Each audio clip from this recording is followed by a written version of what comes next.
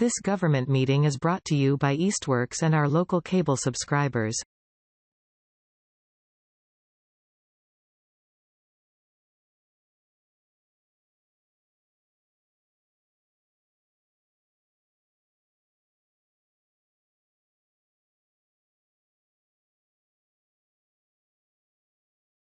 Hi, everybody. Welcome to the City Council Committee meeting. This is our final hearing of the budget cycle, provided that nothing great happens. This Councilor Dedham won't be here, and Councilor Connors is attending remote. Per our rules, we need a quorum in person. So also per our rules, our council president is allowed to sub in. So Councilor Derby will be acting in that capacity for this meeting. Councilor Pink? Yes. I can't see who's on the call. I can't see you guys. Is that something you'll set later in a second? Or is it on my end? You can't see who's on the call? No. Let's see. I can see Connie. So maybe she's the only one on the call. But I can't see you. Okay, I just pinned this for everyone. Can you see me now? Nope. I can see you. All right, then it's probably me. We'll carry on. Okay. Chair, point of clarification. Sure. For the purposes of the votes, who will actually be voting? Yeah, so that's a great question and something we should probably discuss before we get going on this. So if I'm not mistaken, The members of the committee, I think, would vote. And Okay. I'm just here because you need a quorum in person to. Okay. Yeah, so that makes we've sense. never had this situation, so I just wanted to know who's voting. Right, so we need a quorum in person to hold the meeting. So Councilor Derby is here participating, but will only vote if it's for some reason necessary. And since everyone's here, everyone can participate because we have quorum. Excellent. Here. Thank you. Okay. Let's see. Where do we start? Minutes. Do we have minutes to approve? No. Okay, then we will not approve them. Mayor's communication. None. Okay. So then I think, so we have some new business, which is in the form of some supplemental appropriations. We are not going to discuss those tonight because there's some ongoing business with the free cash. And so I think we'll just hold off on that, and we're going to be holding a second meeting in June. And so all of our free cash appropriations we'll be discussing at that time. But just since we're all here, do we have like an update on free cash? Certified today. Okay. So what, just a quick comment on new business. Mhm. I will be resubmitting even the appropriations that are on this agenda, and to lay out the full picture of where the city is. Okay. And just so it's all in one bunch like we usually do. It's not piecemeal. There's no confusion about, now that free cash is certified, just making one set of appropriations and kind of resetting it at the, usually I would email the city council president, but just because we're here. And we should be able to turn around. We'll definitely make the packet, but we're close to turn that around so everybody can see it, and then we'll go into the packet, and technically that should make second meeting. Okay. Does that make sense? I think so. Or, if you guys are okay with that. Yes. So the idea is that you'd have them for the packet so that we'd have them for first reading for next week. Yes. And then we could set a public hearing for all of them at that same meeting, Mhm. and then have a meeting in 2 weeks from now where we go through all of them. And then another meeting after that, we hold a public hearing for them. Yes. Okay. It's a tight timeline, but I think we Yes. can do it. I very much appreciate council's collaboration on this. In that case, I think that if these are going to be rewritten anyway, we should probably, I would entertain a motion to dismiss these three appropriations without prejudice so that they can be resubmitted. So moved. Okay, motion a second. All in favor, Councillor Denham? Aye. Oh, I need a second. Oops. All right, well, I'll second. Councillor Coniff?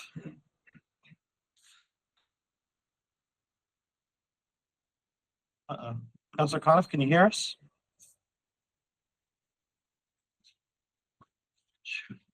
All right, well, I mean, since she's not here, I'll vote aye. all right. She And I just vote aye. disappeared. Okay, maybe she's having some technical trouble, so she can hop in when she's able to. Oh, there she is. Oh, Councillor Coniff, you're back. Yeah, apparently you couldn't hear me, but I did second it. Oh, super. Well, we're all good. How do you vote on it? Aye. Okay, super. Motion passes. All right. And now I think the only thing left is for us to discuss the budget review. So let's just talk big picture for a minute.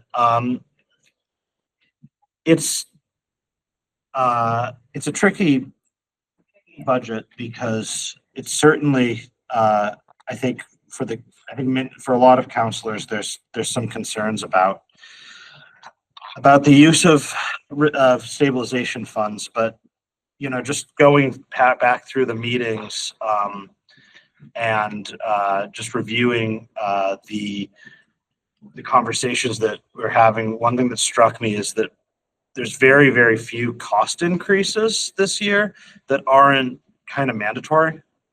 I mean, councilors, if you disagree with me, please speak up. But there's a lot of, there's payroll goes up a lot. Nearly all of that is contractually mandated increase. We don't really have a choice on the matter. To the extent that our costs on, materials or professional services or anything goes up, that's again largely a factor of just the fact that we've got inflation and those things are going up. And there are a lot of places. There's a couple new positions that I sort of like to see, and so I don't really want to cut those. And it puts us in a tough situation where there's nothing I want to cut. But I also do look at the situation, and I just hope that everyone is able to sort of hear this, that if we are drawing down our reserves to make this budget work. And if we continue to have good years where we bring in a lot of free cash, then we'll look at this in a few years and say this was a genius move and it got us through this tough time and it was brilliant. But there is a possibility that we have a couple tough years and we don't have any cushion left to deal with. And we are forced to make some really, really difficult decisions at that point and potentially make some really big and meaningful and painful cuts because again, if free cash comes in this year and then free cash comes in, because the free cash that we're talking about would be last fiscal year, so that if free cash comes in for this fiscal year, in a timely manner, we can maybe build some cushion back up on there, then potentially we're in a really, oh no, I've lost Councillor Denham. All right.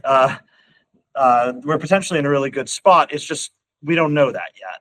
And there is an extent to which, like, I see the mayor's logic here and I'm okay to move forward with it, but I do just think we need to be aware of what we're moving forward with and what the liabilities are there, and the fact that there is a chance that we're going to be having some pretty difficult discussions with some of you if we fall into a recession and we do not have enough reserves to walk us through a year or two until we can rebound. So I just want to put that out there because I don't really think it would be responsible to not comment on that. But that being said, we're talking about taking $4 million out of general stabilization. Taking $4 million out of this budget would be catastrophic, and there's just not enough fat for me to know what to do with that. So, if my fellow counselors or any department heads wants to speak up and say, "Hey, we could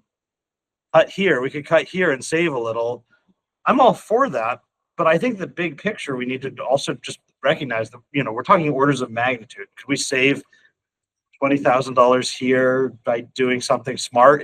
Then maybe. And if so, we should do it. But it's a drop in the bucket compared to what we're looking at in terms of the reserves. So I'm basically comfortable moving ahead with, comfortable is kind of a interesting word, but like, I don't see an obvious smart way to avoid the situation that we're facing right now. And so I'm okay with the idea of moving forward, but I want to open the room for the moment to counselors. And if anyone else wants to speak up, please raise your hand to say if there's an alternative view here, because I do think that what we're talking about is, it's a big thing.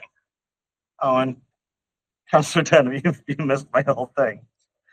I apologize. I'm in rural Ireland right now, and the fuse blew and I have lost internet, so I'm not on my phone. So I apologize. I was just saying that, going through the meetings, going through the budget, it really is not clear to me that there's anywhere we could make the sort of major cuts we would need to make to offset the amount that we're drawing down from stabilization. And so I'm all right with the idea of moving forward as is, but I wanted to offer to the counselors first if there's any suggested cuts that you that you would suggest making. I want to hear from folks before we start making motions. I do not have anything that I want to suggest to cut. I believe that there is funds in free cash that will be coming that we can move into general stabilization at the end of this. I think my biggest concern, and I've talked about this before, is the salaries, but it has come to my attention that we are actually in our unclassified or not unclassified. Sorry, I'm on my phone now, and so I apologize. Unclassified in the contributory retirement fund, we're actually over. It was budgeted for $4,203,000, $729. But actually, my understanding from the retirement board, it's actually supposed to be $4,139,439, which is extra $64,290. And if that is in fact accurate, then that is more than enough, I believe, to cover the salaries of the people who have had their time reduced. And just to speak to that, I know I've mentioned this, but again, this is an issue that I find personally really distressing. And if that is overdrawn, then this can be replaced with that. But in looking at who has been had their hours reduced, as I said, it's women and people of color. And I believe that our mayor is and has demonstrated herself to be a champion for addressing equity in our city, which I fully appreciate and support, as well as one item that we discussed. One of the questions that I asked of our DPW director in terms of why his increase in salary happened. And the response that I got was there was an increase in responsibility. And when I look at the tax collector, my understanding from conversation with leadership was that she had taken on additional responsibilities regarding ticketing that was taking place. And if that's the case, then that's additional responsibility, but she actually lost hours. So there seems to be contradictions that are happening. And we're talking in a $61 million budget, we're talking about 23,000 or of the six and the other times. So to me, I think this is about the hard work of our employees. They were given additional time because there was additional work. These are individuals that if they're not doing this work, then that means we're going to have to hire other people to fill those gaps. And that's going to be an even larger expense for the city. So, I am asking respectfully that those hours be reinstated. And if they're not, I just personally, I can't support this. I think we're talking about a very small amount of number. And I recognize and I understand the mayor's, I think the terminology that she used respectfully was right sizing, but there's still inconsistencies among department heads, the number of hours people are working, et cetera. And so I am asking that this matter be reconsidered. Okay. Councilor Coniff, do you have any So, remarks?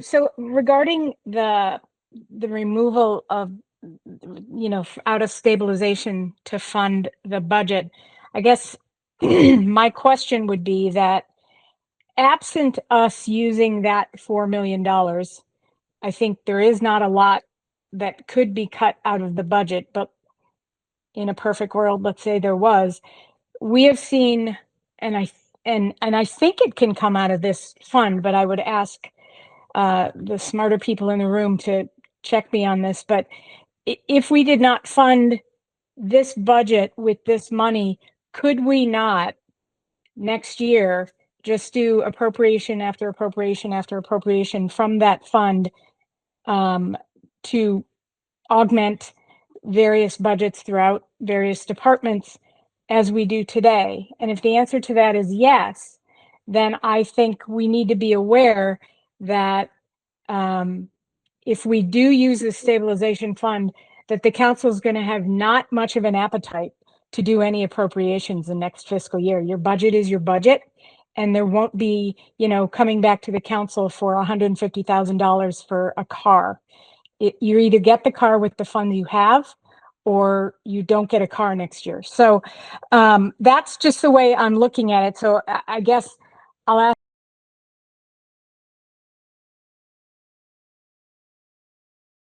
So anyway, those are my thoughts. I don't know where we landed before it cut me out, but that's kind of the way I'm looking at this, that we spend it now in the budget and we lock the budget down for fiscal year 26 or 7.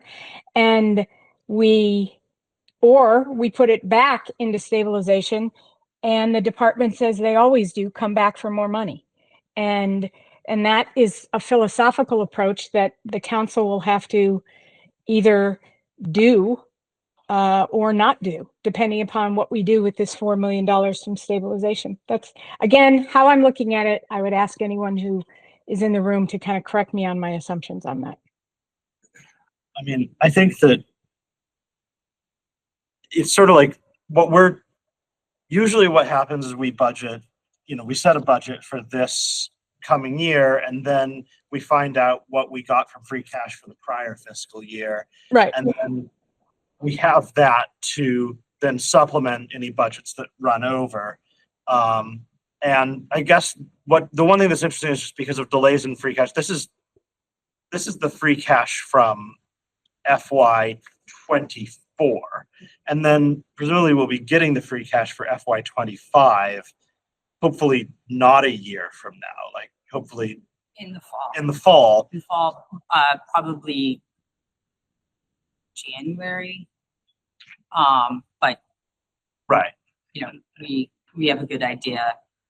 And so that does make this cycle a little bit unique compared to some others, is that we potentially will get two sources of free cash. And if they're both substantial, then this could maybe not be a problem at all. I'm not trying to be a prophet of doom here. I'm just trying to be realistic about what, what are we talking about? Connie, I see your, Councilor Denham, I see your hands. Yeah, thank you. So my understanding, right, is last year we're talking about 1.8 million and this year we're talking about 2.2 billion. So in theory, it's possible that we fill this year's gap or last year's gap with the free cash that we have now, if it's in excess of $1.8 million. And then I know there's some appropriations that are coming. And so if the trend from the last couple of years holds, then we're going to have some funds available to be able to do that, which really doesn't make it $4 million. It makes it $2.2 million. And then, like you just said, if we rely on the free cash from this ending fiscal year, then we have the funds to be able to minimize that. So I'm in support of that. I'm okay doing that. Again, it's just, for me, it's a matter of protecting our employees and their salaries. Can I get a point of just clarification on that, actually? So I thought that we already paid the 1.8 back into the reserve fund, right? We started to replace it, but we also put it into, we kept our higher retirement. We put into tax relief, which we used. So straight into general stabilization, 1.8. Okay. Okay. So then this is, sorry, I'm somehow, like, all these years as an economist, and I'm still not much of an accountant. In terms of, like, does the one, we're needing 4 million to, we need 4 million this year in order to close the gap between revenues and expenditures. I would argue no. You would argue no? I would absolutely argue no. And I feel like I have actually followed the direction and asking of past city councilors for the last 6 years to put more cash into the budget and less money into stabilization accounts. Right. And the new policy reflects that, which reduces the amount of free cash and puts money into a hard budget that department heads know what they have to spend and don't have to cross their fingers, quite honestly, for the certification of free cash or the appetite of council to fill budget gaps as the year goes on. And I will also say, and I mean, I've said it here in past years, I am very purposeful in using that strategy of, like, we are going to slash these line items, and if people need more money and we know they're going to need more money, then we're coming back for an appropriation. And there have been many appropriations that we have come back for outside of, I would say, the top 3 line items or top 2 categories that I believe should stay funded the way they are would be overtime and public safety and DPW repairs on vehicles related to snow and storms, as well as that is an account that we funded 200,000. And we always know we're coming back for an appropriation because we can run deficit on that. Yes. And that's one of the appropriations that the council is going to see for the next meeting. And, you know, I have a whole bunch of other responses if this committee would like to have me explain it here or full council or in writing. You know, I take your direction. Right. Okay. Councilor Dervish, do you have any thoughts, anything you'd like to share? I think I would, since the whole committee's here, I have to speak as like Oh, you're just a member. of the but I public. can, We don't have a because- quorum. right. I think that there's a lot of valid points being raised. Having lived through the 2008 belt tightening, I am a little, apprehensive in some pieces, but I also agree with Council Peak. Around there's just not a lot to trim here. I am curious. I feel like I heard Councilor Denham mention some sort of a overpayment and like looking to shift priorities towards refilling hours, and just curious if the mayor wanted to just speak to that piece. I just wanted to, because we haven't really talked about that yet. Yeah, I mean, I just want to, on the actual amount of retirement and the accounting piece of that, I'd like to refer to the auditor, just to explain calculations and the amount, and then can certainly and will explain my strategy around that. So. Mhm. So it's a lump sum number which we receive from the retirement board after the evaluation. It happens every 3 years, every 2 years, for 2 years upcoming. They go by calendar year. So according to this appropriation, it's for the calendar year.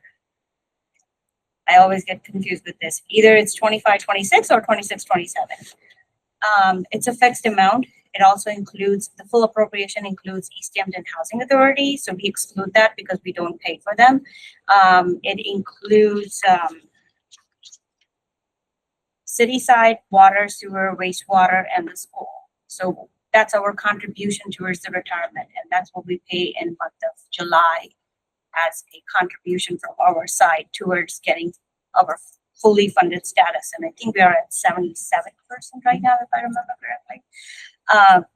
According to the appropriation request from the retirement board, it's 4.1 million and change, but the budgeted amount is 4.2 million, and that's what Councilor Denham is referring. It's actually $64,290 extra in that particular category. If we leave it as it's going to roll to free cash, which will be certified in fiscal year 2027. Which is going to be a result of activities took place in fiscal year 2026. Okay. And if we cut it, it just goes to general fund. So if we cut it, then I have to do the full, I will update revenue calculations. I will update enterprise chargeback calculation, and I will update net school spending calculation, and then present balanced budget.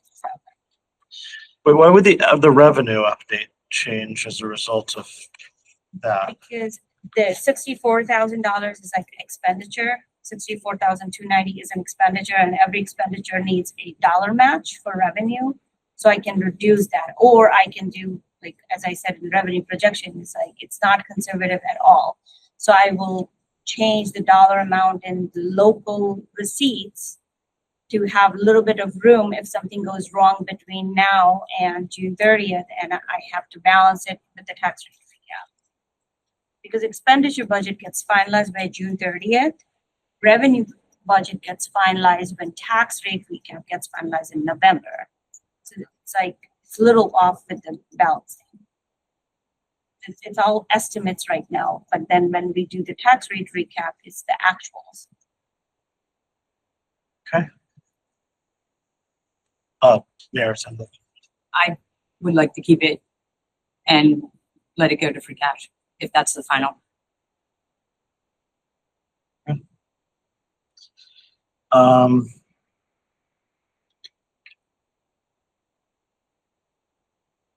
Councilors, any thoughts on this?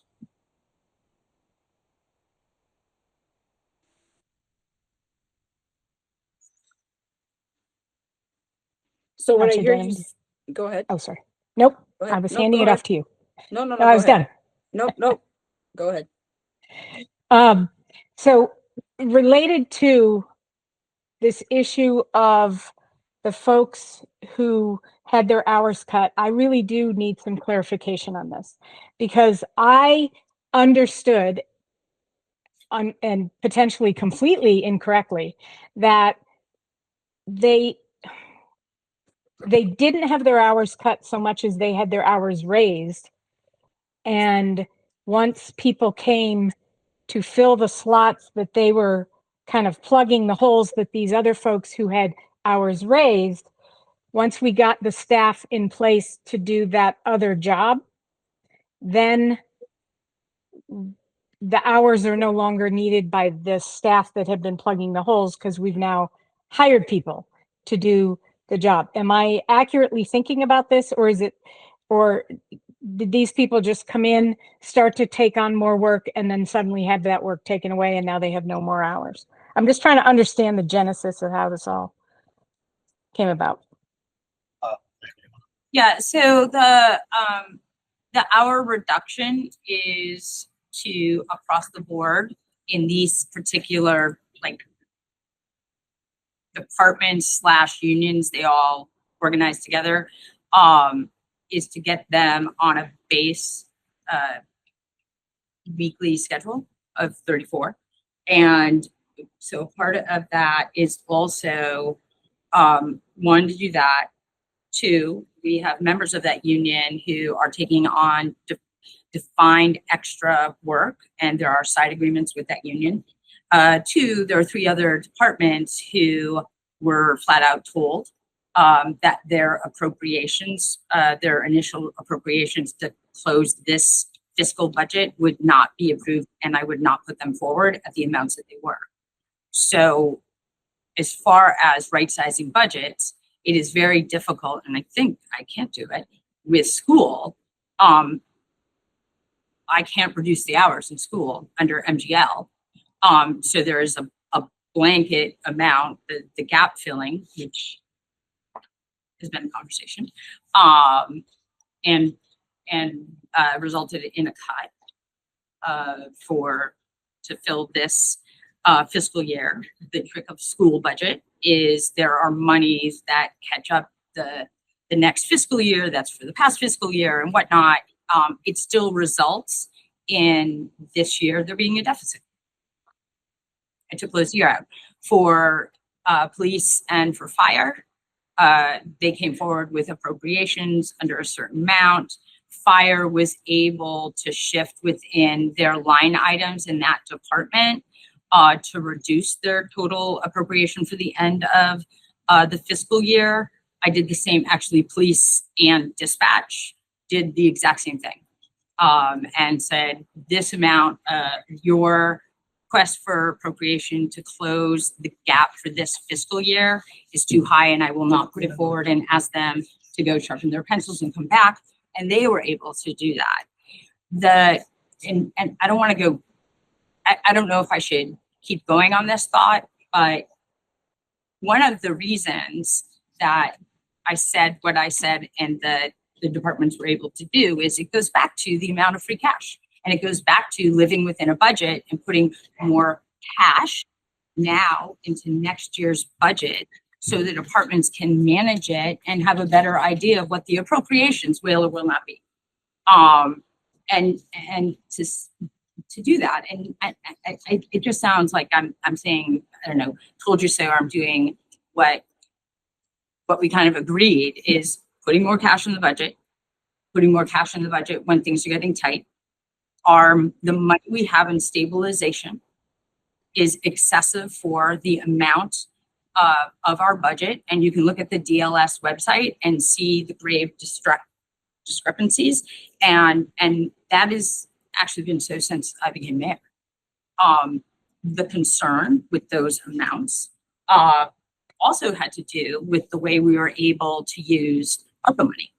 And so you can't use ARPA money one way and you can't put it into stabilization. So we pulled out capital items and a software and pulled them out and filled them with ARPA money because we could. And our stabilization account was very healthy. We also, with that money, were able to put hundreds of thousands of dollars into our tax relief fund to bring back but basically cut into what the override did and increasing values. So right sizing that, knowing what's coming towards us, and I do think there will be a contraction in the economy. I'm worried about our retirement fund. We've made a lot of money in our retirement fund, and it has allowed us to be at 70%. And I think one of the big questions and decisions the mayor is going to have to make is we need to look at OPEB and retirement, and maybe not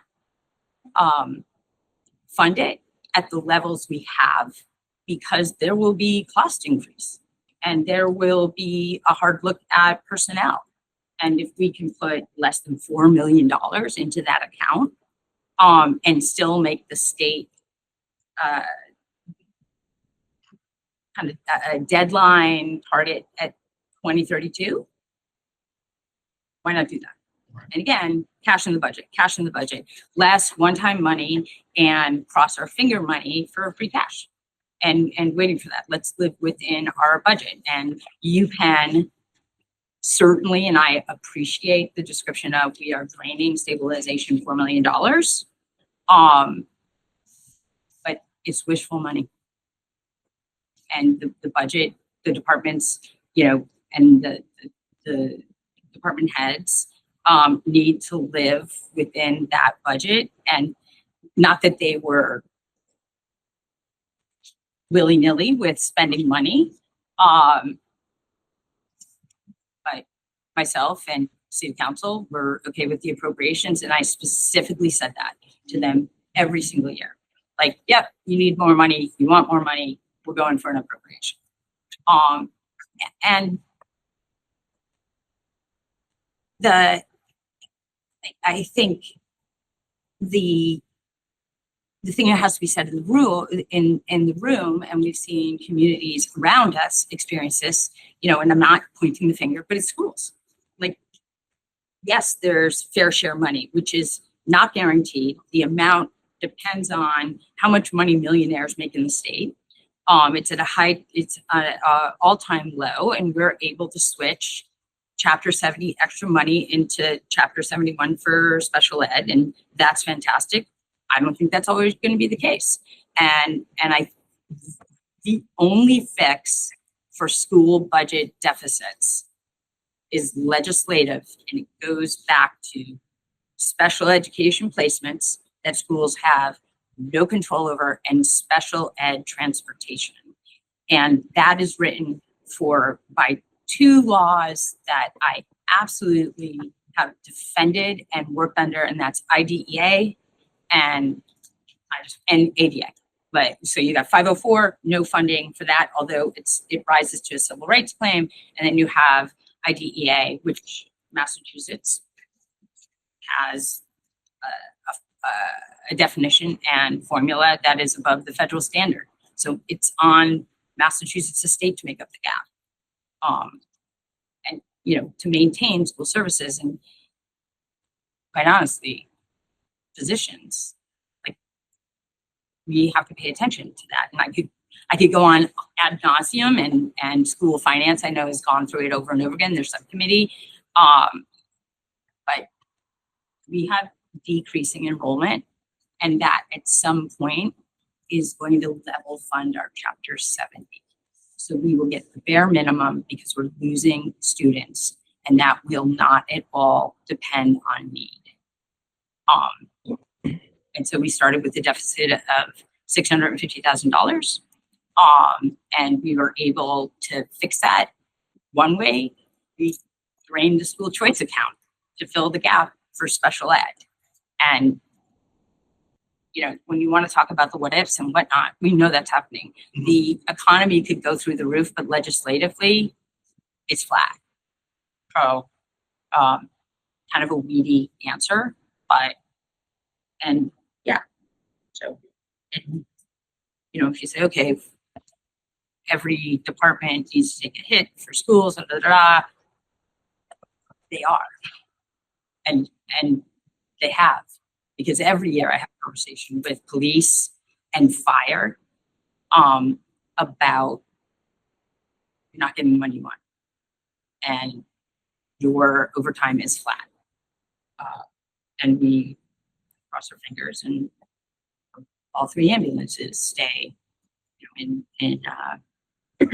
operation. So.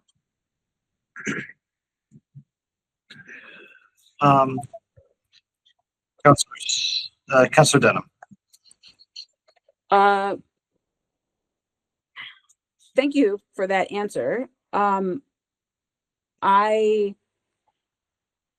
think that we're making a huge mistake here as a community. I'm struggling again with the fact that we gave between 3 and 4% raises to our department heads, who I totally respect. I have nothing but respect for these individuals and the amount of work that they do.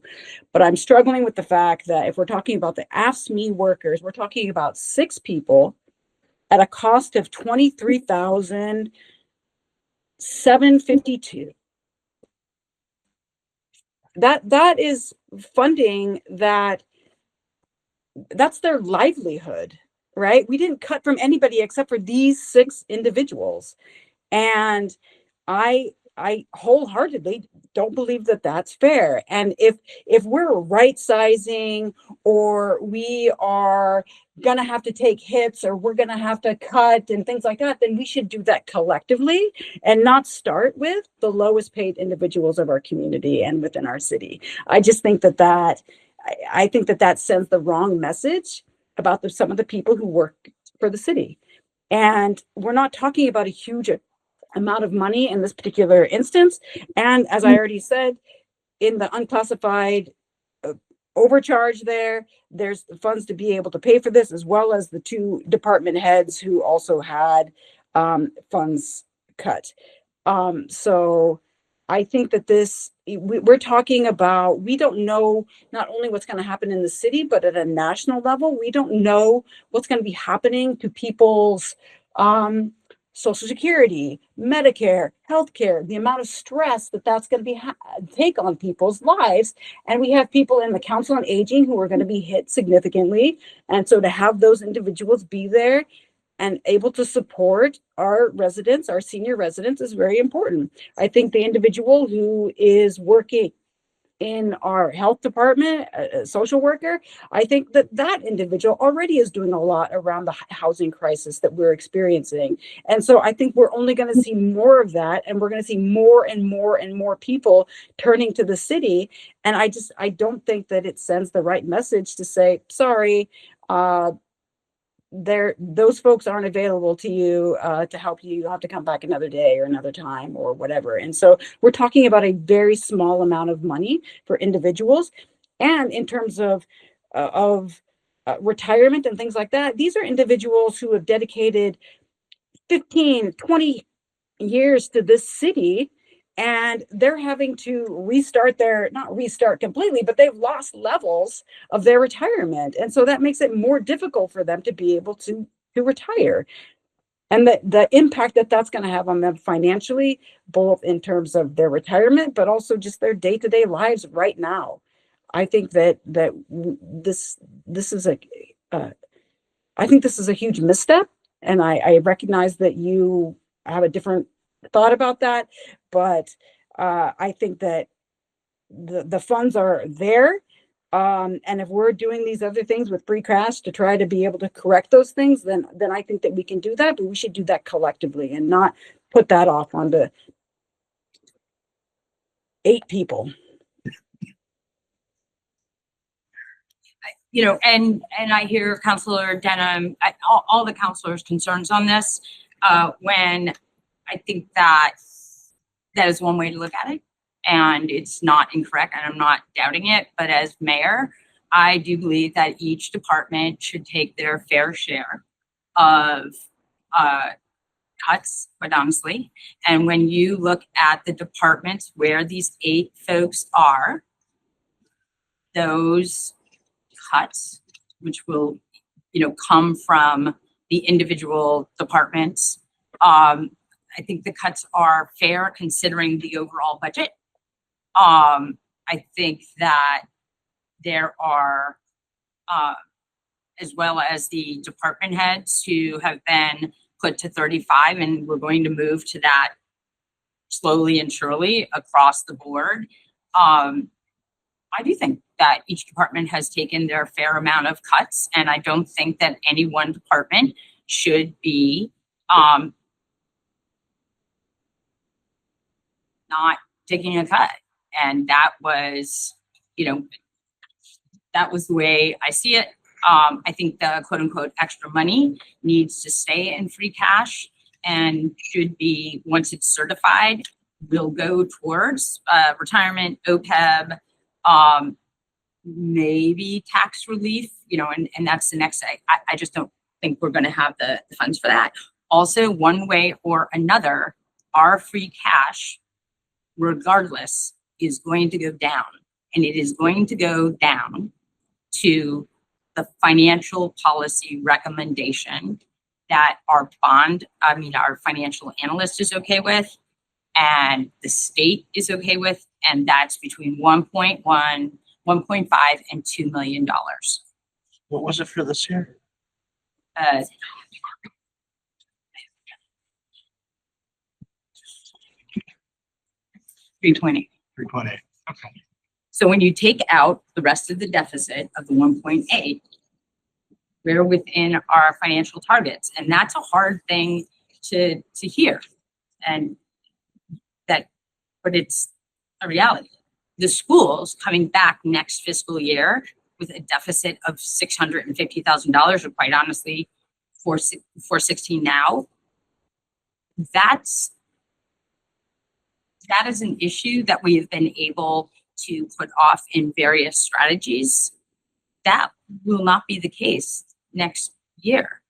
And the free cash now is split, and I have never used it this way. A part of our free cash in the last 7 years, some of it has been one-time money, ARPA.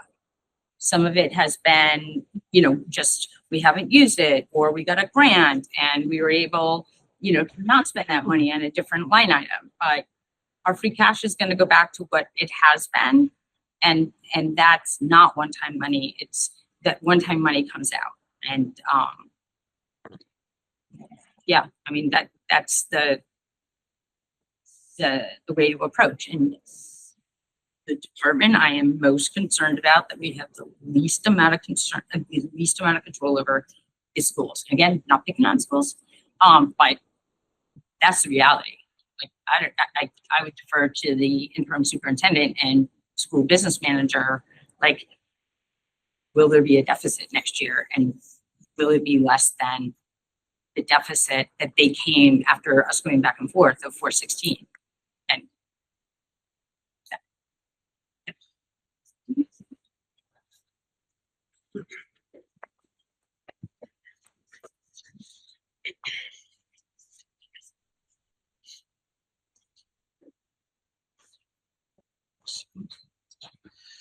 All right.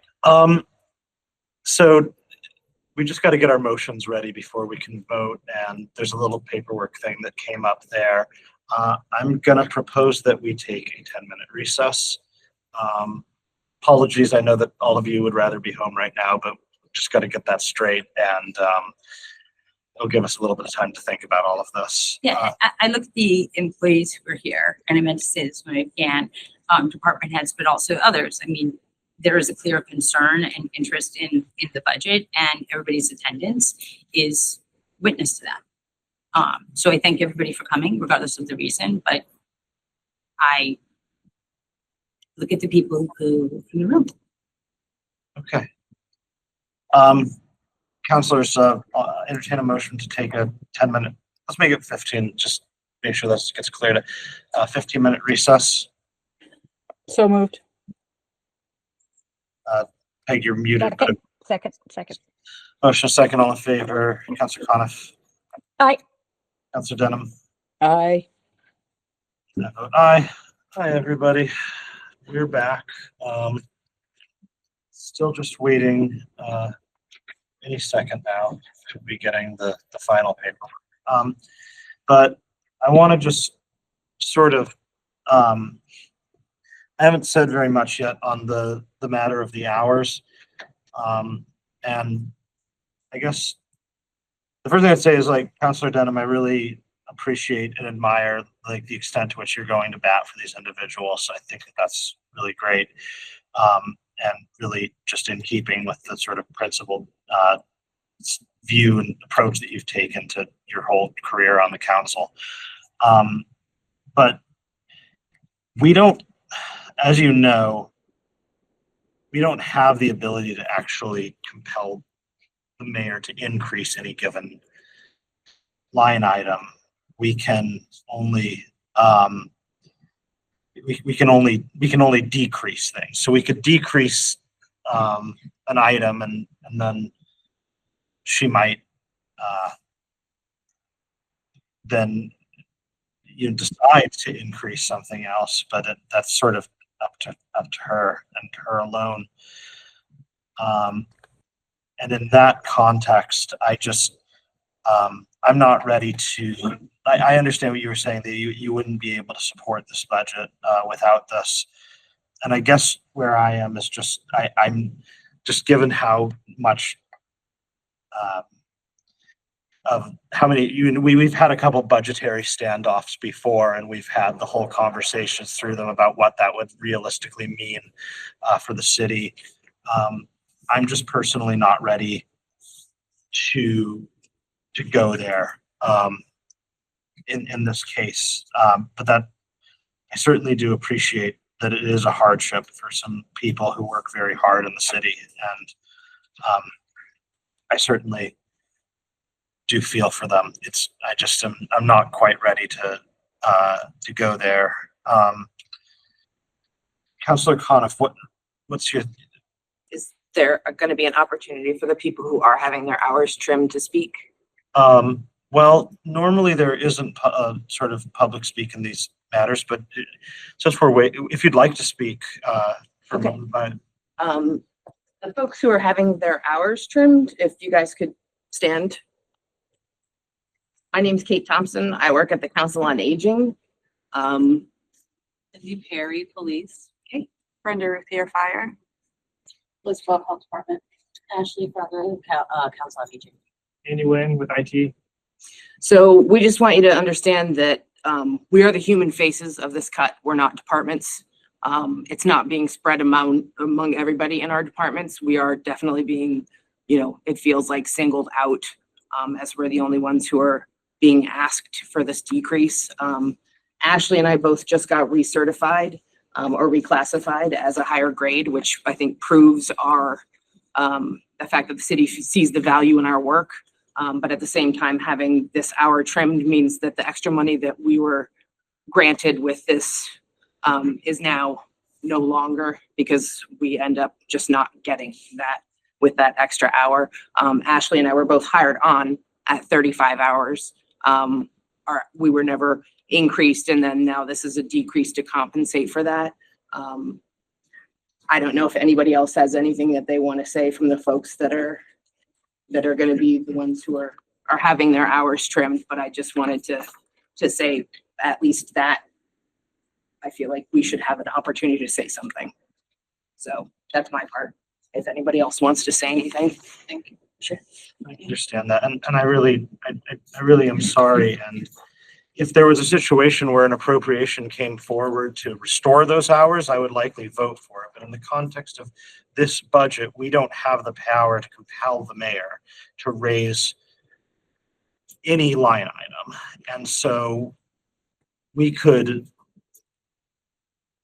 go into a standoff over this that would probably not work and would ultimately potentially be pretty fiscally damaging to the city, or we could not. I mean, unfortunately, those are the two options that I see. And so just in that context, that's just sort of where I am at the moment, but I am sorry. I am. Councillor Coniff, do you have anything you want to say?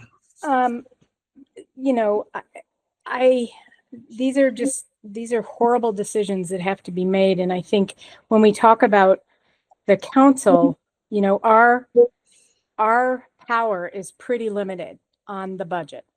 All we can do is reduce line items, but there is no guarantee that by reducing a line item, $24,000, that $24,000 would get reallocated to the 8 employees because we would have no power over that.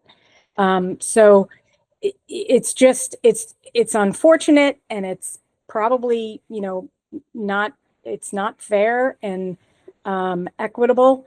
And I think this requires like our power is not that we'll be able to do anything in this situation, unfortunately.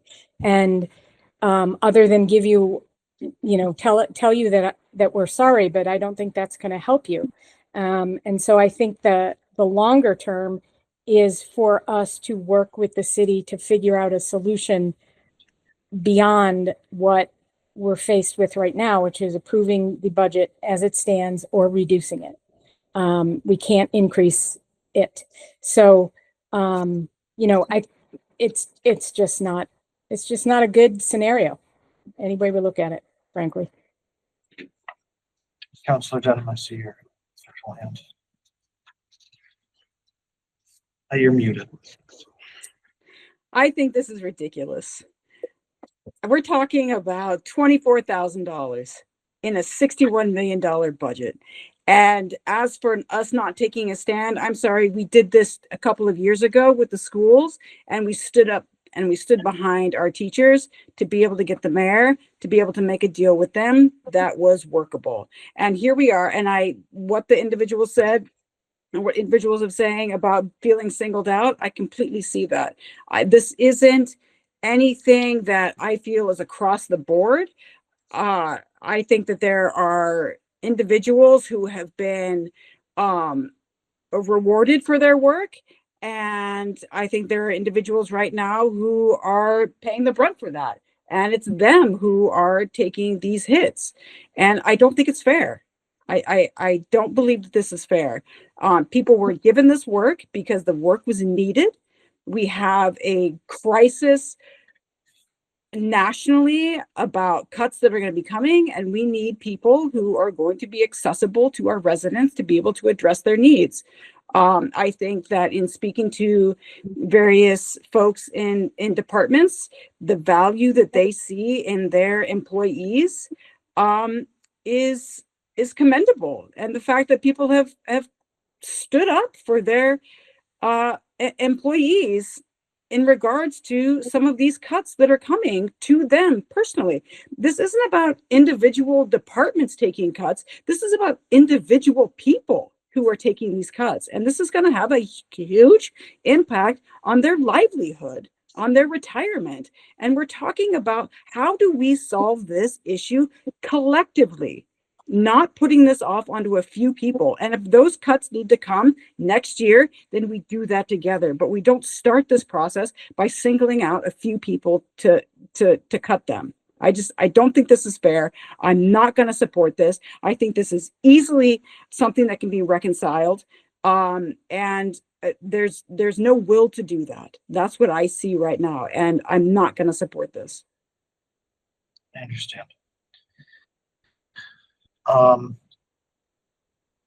there any other comments on the budget?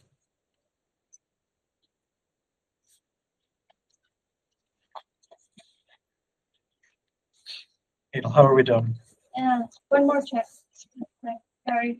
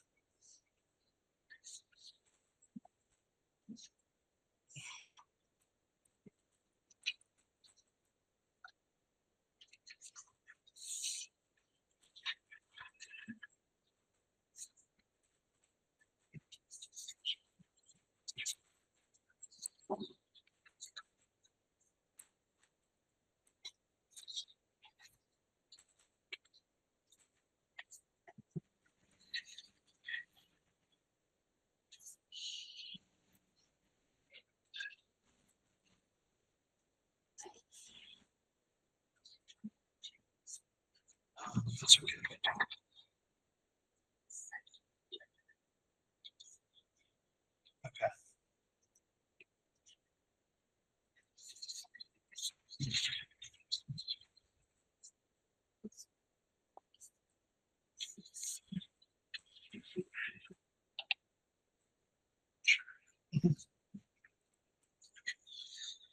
So I apologize for everyone for the delays that have, there's some legal language that we started the meeting and then realized we didn't have, so Hadel was nice enough to get that all worked out.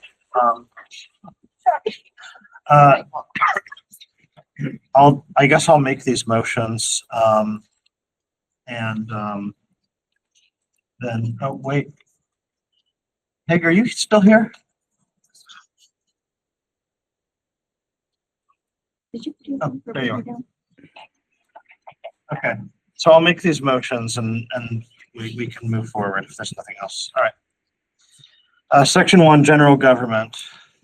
I move that the city vote to raise and appropriate the sum of $563,535.85 for the various departments listed under Section 1, general government, and that the amounts listed in the mayor's printed report, unless amended, be considered specific appropriations, with the following amounts to be transferred as recommended by the mayor and city council finance committee: water/sewer enterprise, $529,086.33, parking fund, $7,500, overlay, $400,000. So moved? Or was that a move and you need a second? Yeah, these are all in the form of Okay, second. motions. So. Okay, motion second. All in favor? Councillor Aye. Coniff? Councillor Denham? No. And I vote aye. Okay. Section 2, public safety. I move that the city vote to raise and appropriate the sum of $9,010,248.29 for the various departments listed under Section 2, public safety, and the amounts listed by the mayor's printed report, unless amended, be considered specific appropriations as recommended by the mayor and city council finance committee. Second? Motion second. All in favor? Councillor Coniff? Aye. Councillor Denham? Nope. I vote aye. Okay, Section 3, schools. I move the city vote to raise and appropriate the sum of $22,794,154 for the various departments listed under Section 3, schools, and the amount listed in the mayor's printed report, unless amended, be considered specific appropriations as recommended by the mayor and city council finance committee. Second? Motion second. All in favor, Councillor Coniff? Aye. Councillor Denham? No. I vote aye. Section 4, Public Works. I move that the city vote to raise and appropriate the sum of $2,449,717.12 for the various departments listed under Section 4, Public Works, and that the amounts listed in the mayor's printed report, unless amended, be considered specific appropriations, with the following amounts to be transferred as recommended by the mayor and city council finance committee: water sewer enterprise, $634,981.21, sale of lots, $7,500, capital stabilization, $123,912. Second? Motion second. All in favor? Councillor Coniff? Aye. Councillor Denham? No. I vote aye. Section 5, human service. I move that the city vote to raise and appropriate the sum of $867,325.38 for the various departments listed under Section 5, human services, and the amounts listed in the mayor's printed report, unless amended, be considered specific appropriations, with the following amounts to be transferred as recommended by the mayor and city council finance committee. Second? Motion second. All in favor? Councillor Coniff? Aye. Councillor Denham? No. I vote aye. Section 6, culture and recreation. I vote that the city vote to raise and appropriate the sum of $816,735 for the various departments listed under Section 6, culture and recreation, and that the amounts listed in the mayor's printed report, unless amended, be considered specific appropriations as recommended by the mayor and city council finance committee. Second. Motion second, all in favor, Councilor Coniff, Aye. Councilor Denham, No. I vote aye. Section 7, debt and interest. I move that the city vote to raise and appropriate the sum of $5,521,522.53 for the various departments listed under Section 7, debt and interest, and that the amounts listed in the mayor's printed report, unless amended, be considered specific appropriations, with the following amounts to be transferred or raised as recommended by the mayor and city council finance committee. Water and sewer, $301,134.41. Debt exclusion taxation to be reduced by reserves from amortization. Sure. Sorry.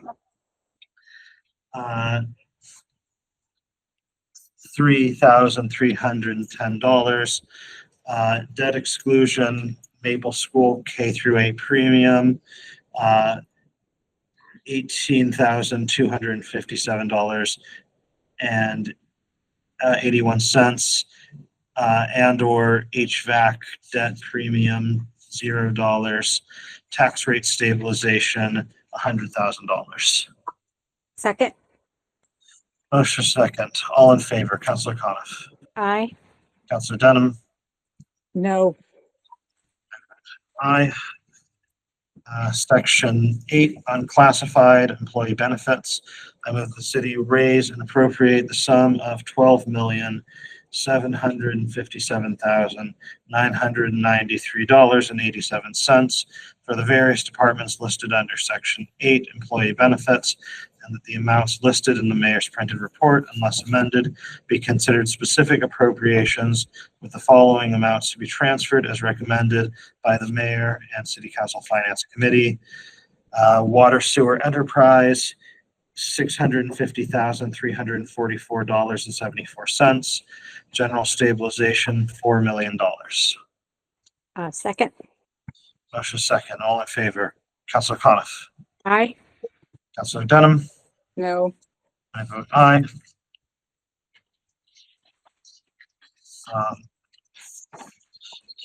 Section 9, community preservation.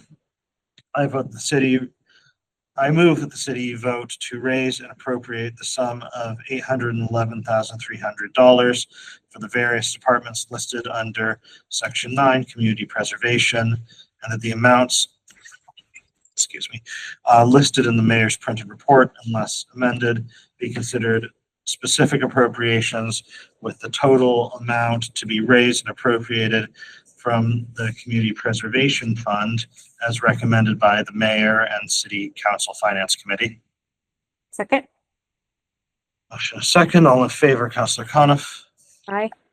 Councilor Denham, No. I vote aye. Section 10, enterprise. I move that the city vote to raise and appropriate the sum of $3,387,750.60 from the various departments listed under Section 10 enterprise, and the amounts listed in the mayor's printed report, unless amended, be considered specific appropriations, with the following amounts to be transferred as recommended by the mayor and city council finance committee. Water sewer enterprise, $3,387,750.60. Second. Motion is second. All in favor, Councilor Coniff, Aye. Councilor Denham, No. I vote aye. And finally, we only sort of touched on this one, but it doesn't really ever change. Revolving fund cap. I move that the city council cap the DPW revolving fund spending for electric vehicle charging stations and the bike share programs at $20,000 for fiscal year 2026 as per MGL chapter 44, section 53E and a half. Second. Motion is second. All in favor, Councilor Coniff, Aye. Councilor Denham, No. Aye. Okay. That's the budget.